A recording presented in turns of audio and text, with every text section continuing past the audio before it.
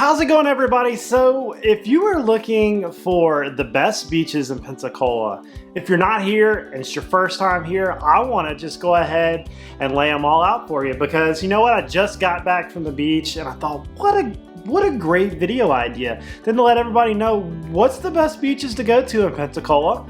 And I happen to be an expert as the local YouTuber, real estate agent, and in this video I'm going to talk about, in no particular order, which beaches are the best. A little bit about them, a little bit from the local side, a little bit from whether as a tourist you might enjoy this one versus that one. So let's get to it. I'm going to talk about them all. We're going to see which one adds up to be the best. I think I'm going to do a whole video series on this. Orange Beach, Pensacola, 30A. I think it'd be kind of fun to know what beaches are out there that I've never been to. There's a few hidden ones that you might not know about. Let's get to it. So if you've been following my channel for a while, I've done everything from fishing to travel to the best beers in Pensacola, Mobile, Destin, to the best restaurants, to pop-up campers, to you name it, and it can be done on the Gulf Coast. This guy has probably filmed it, even the hurricanes.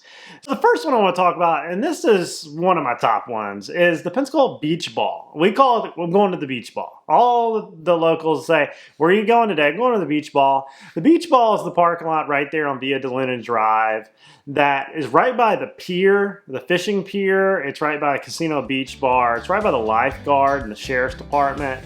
It's kind of like the hub. It's a big parking lot that usually has enough parking for about everybody to get a spot on a normal day. But I'll tell you a little tip. If you're going to go here on a Saturday, you better get there before 10:30 or you're not going to fit in the parking lot. It's just going to be full. And that's one of the drawbacks of this one. But the plus side is within walking distance of the boardwalk. It's got a ton of shops and places to go eat, and a lot of other beaches on the other side, which I guess you would call that like the boardwalk beach. Like there's Flounders, which is, I'm going to talk about that one later, but it's a really cool place to go walk and people watch. The main Pensacola beach, that's what that would be. When you go out on the white sand, it's just pretty much all of Pensacola out there just hanging out. And if you're local, you're probably riding your bike or just grabbing a beer and walking and seeing the sights. Great place. Crabs is there, and it's just a fun place to be. Oh, and for $1 you can walk out on the pier and see some of the most majestic fish coming through in that turquoise clear water. It's an awesome spot. So we're just going to migrate over to the boardwalk and talk a little bit about that.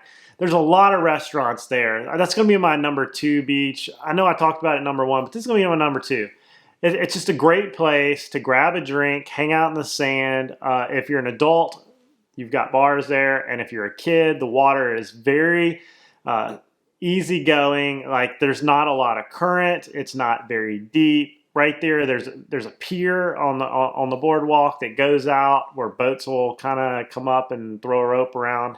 As a kid, I hung out underneath that boardwalk like most weekend days. You can put your snorkel on and see fish. You can throw a little cast net. That's why they call it quiet water beach. It's just very quiet, and it ranges from the boardwalk all the way back towards the bridge. It's just a long parking lot strip. Hooters is there. There's some pizza places. I think Alvin's Island's still in there. Ron John's Surf Shop.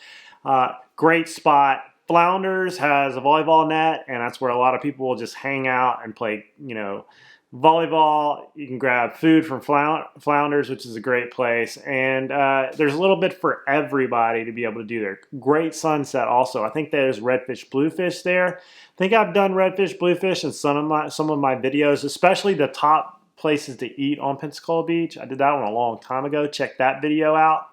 So yeah, there's a lot to offer, and whether you go to Pensacola Beach, the beach ball, or you go to the boardwalk, they're so close to each other, you can park and walk to the other. So it's like a double whammy. So my next one I want to talk about is Park East, okay? Park East, to the locals, can be a big place, okay? So as you head out Via DeLuna Drive towards Navarre, and you go past Portofino, you'll see a little well, actually, it's a pretty big parking lot, and there's a set of bathrooms. There's a snorkel reef there. I would call all that Park East. I know some people are going to say, well, there's 2 parking lots there, whether you go on this one or the next one. I always go to that second parking lot and kind of hook in where the snorkel reef is, because if you go to the back of that parking lot, there's showers and there's restrooms, and those can be great when you're trying to change out of a wetsuit or you're trying to just rinse off or go to the restroom. The snorkel reef is a great place. I have caught many a big fish on this channel from the snorkel reef. Some people actually go out there and spearfish. I'm not sure if that's legal, but people do it anyways. You might want to check on that. But I've caught tarpon off that snorkel reef. I've caught mahi-mahi. I've caught king mackerels. I've caught shark, like pompano. It's a great place to fish. Great place to surf. I know a lot of people are going to say that, but Pensacola's got a lot of good surfing places for longboarders, and I like that one because you're away from the pier crowd, like the very experienced surfers, and the snorkel reef tends to kind of break the waves to be able to get out a little bit, kind of like the pier, but not as good. Great place. I believe they have summer camps out there from some of the surf shops doing summer school for surfing. Great place, lots of parking, very quiet, and if you want to get away, that's kind of the place you need to go. It's just a beautiful place. It's beautiful. And let's march on to the next one. My next one is Park West. It would be on the other end of the island, down by Fort Pickens. It is it's right, I guess you would classify it right there at the gate on down into the park.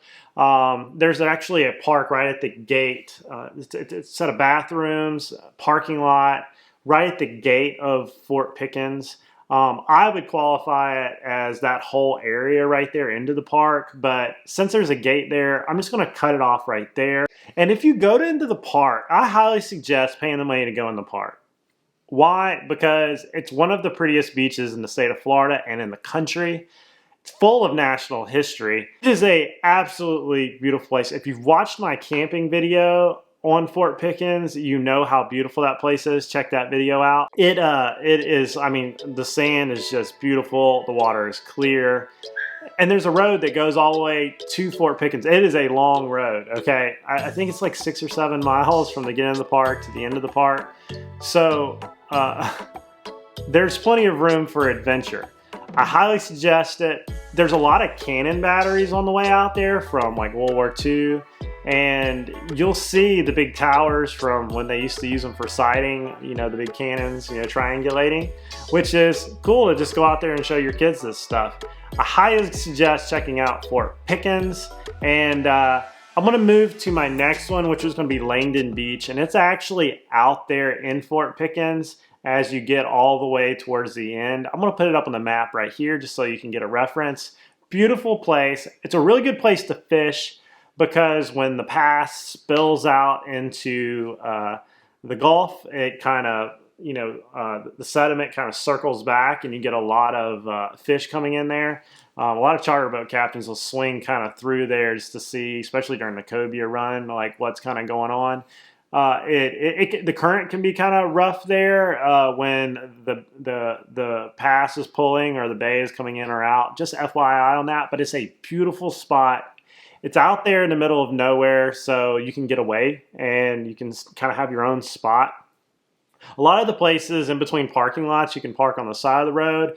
In the National Seashore, they have kind of limited to that. But if you're at Park East, in between the parking lots, you can park on the side of the road. Funny story.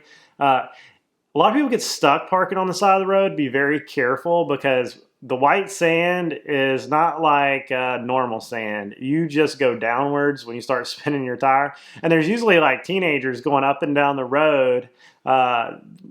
For 25 bucks, they'll pull you out. That was, you know, the way it worked when I was a kid. And I still see people out there pulling people out every Sunday and Saturday just because they got stuck in the sand. So don't pull off into the sand. Pull off in the gravel or somewhere close to the road just so you don't get stuck. But you can park on the side of the roads in most of these places. Just make sure if there's a sign you don't park there, because they'll give you a ticket. But if you're wanting to get away and you don't want to go to the parking lots, that's where you go. In between along the side of the road, and people just park and go off into the water. Okay, so the next beaches I want to talk about is if you have a dog. If you have a dog or multiple dogs and you want to take them to the beach, there's dog beaches here in Pensacola. We have one out towards Portofino. I'll put it on the map right here. It's just a big space you can take your dog to and go run up and down the beach. It's pretty awesome. I was actually, the last time I went to the dog park, we were hooked up to a tarpon and he pulled us past the dog park. And we saw all these dogs out there. I thought it was kind of cool. Maybe I can throw that footage up right now. I think if I can find it. It's a cool place. It's a cool place. Highly suggest if you want to take your dog for an adventure, the dog beach on Pensacola Beach, and it'll be an amazing day. Kind of cool because on most of the beaches, you're not allowed to have dogs. Just, I guess, because of the excrement. I don't know, or that they just won't let you bring the dog. I can't remember the rule. Maybe I'll look that up and I'll post it right here. If I find it, it'll go right here. If I can't bring your dog anywhere else. You can only bring them to the dog parks and the dog beaches.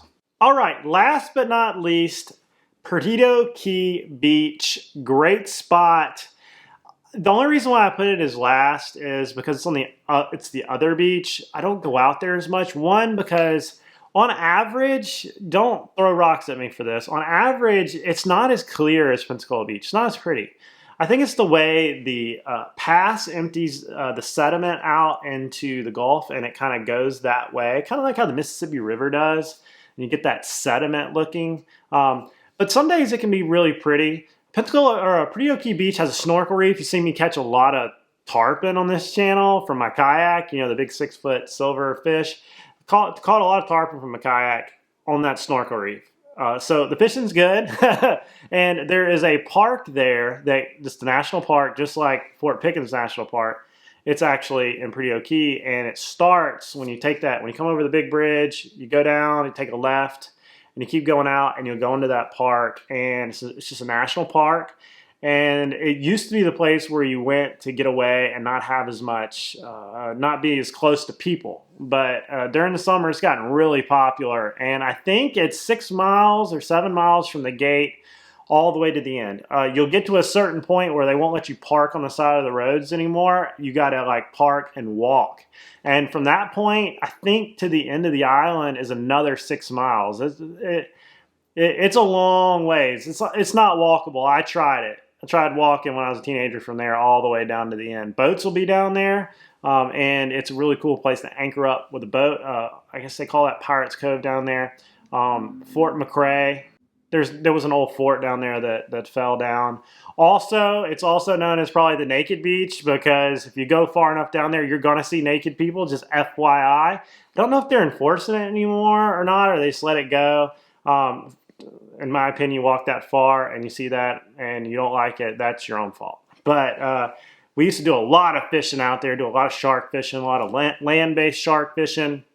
You see a lot of surf fishermen out there in the fall and in the winter because it's just great surf fishing. And they actually get really serious about it. I think if you watch the video where we ate the sand fleas, yeah, we tried eating sand fleas. If you watch that video, you'll see how serious they are out there. They've got their buggies, they've got their surf fishing gear, they got the whole 9 yards. So if you like doing that, great beach. So I hope this helps. I rambled for like 20 minutes on this. I wanted to just give you an idea of where to go and what's good. There's a lot of options in Pensacola, and if you want to mix them up, like where I live on the west side of Pensacola, I'm equally distanced from Perdido Key as I am from Pensacola Beach. So whichever day I want to go left or right, I can go out there. And some days Navarre is our choice. I've talked about Navarre a lot, but it is beautiful.